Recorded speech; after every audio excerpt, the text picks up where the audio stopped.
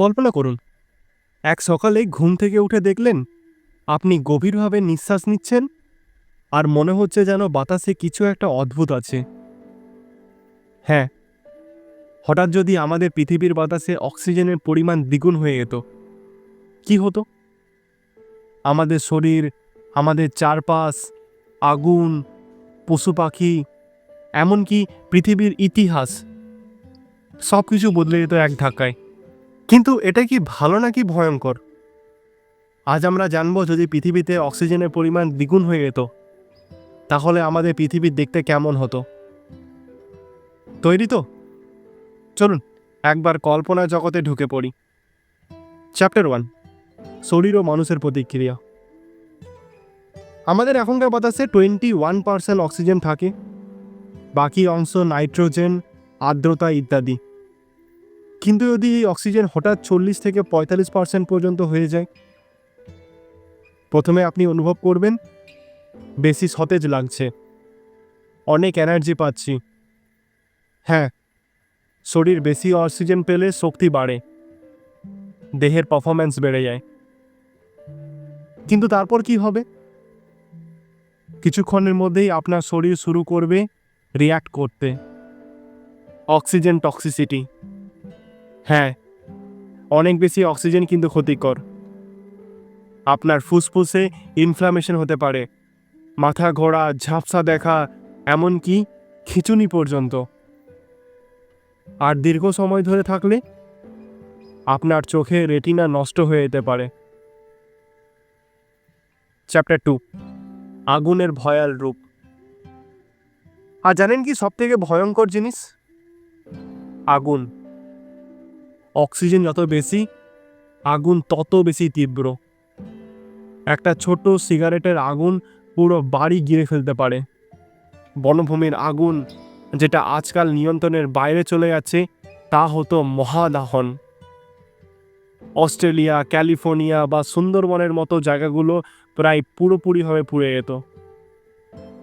একটা বজ্রপাত মানেই পুরো শহরে আগুন লেগে যাওয়ার সম্ভাবনা। চ্যাপ্টার 3, প্রাণীর বিকাশ ও ডাইনোসরের ফেরা।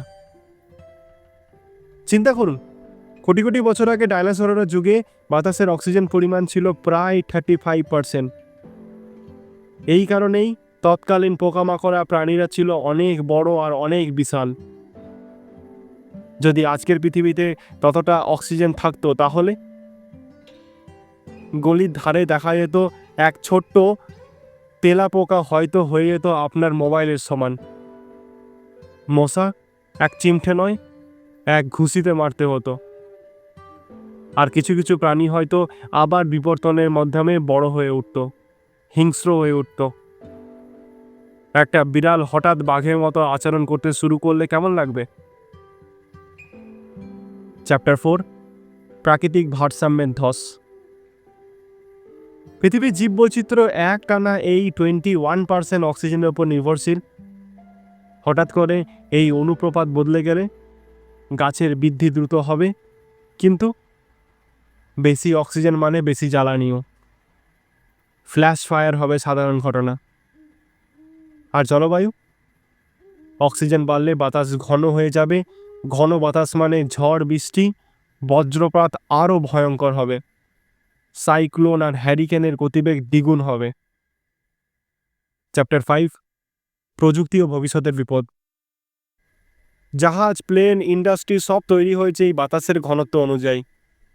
অক্সিজেন দ্বিগুণ হলে ইঞ্জিনগুলো ওভারহিট করতে শুরু করবে, ফ্যাক্টরিতে বিস্ফোরণের সম্ভাবনা বাড়বে। বৈজ্ঞানিক গবেষণাগারে এক মুহূর্তের ভুল মানে পুরো বিল্ডিং উড়ে যেতে পারে। চিন্তা করুন, এক হাই স্কুলের ল্যাবে ছাত্র অক্সিজেন হিট করছে আর বুম, এটাই হতে পারে ভবিষ্যতের বাস্তবতা। তাহলে কি করা উচিত? এই যদি হঠাৎ প্রকৃতি রেগে গিয়ে আমাদের ওপরে অক্সিজেনের ঝড় নামিয়ে দেয়, আমরা কি টিকিতে পারবো? আর যদি আমরা একদিন নিজেরাই এই কাজটা করে ফেলি, যেমন গাছ লাগিয়ে বায়ু বিশুদ্ধ করে যদি ভুল করে অক্সিজেন দ্বিগুণ করে ফেলি,